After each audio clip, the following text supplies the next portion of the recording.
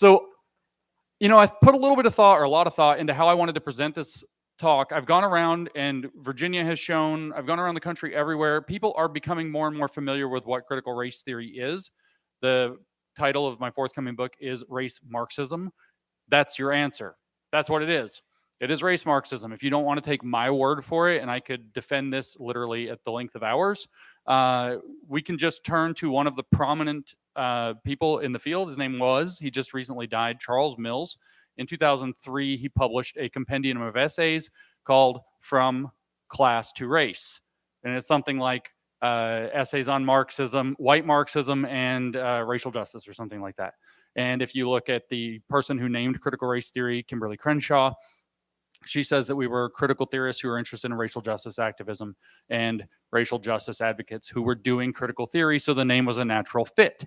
So what is a critical theory? Critical theory is the tool of neo-Marxism, which the education activist and scholar Isaac Gottesman calls critical Marxism, to distinguish it from cultural Marxism and older economic or vulgar Marxism.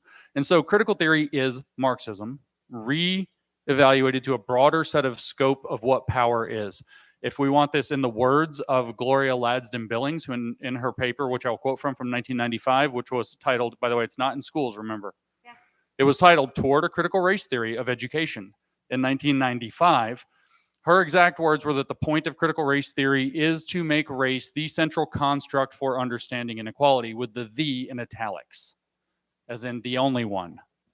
And so where Marxism could be very kind of blandly described as let's blame everything on economic class stratification and conflict across the stratification of class, critical race theory is let's blame everything on racism and the class stratification, the social class stratification of race. And we're going to do the exact same kind of analysis. We're going to elevate a bourgeoisie that we would call whiteness. That's whiteness as property as a paper. So whiteness is bourgeois property that Marx said the point of communism is to abolish.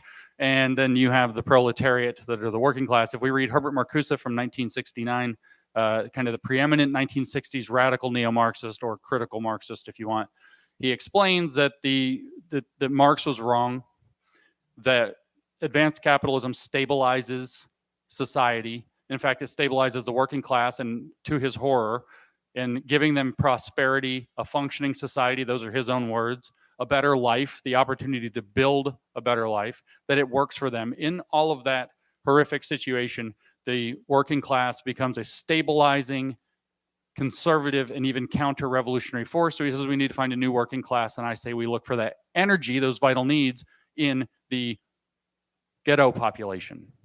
That's his words.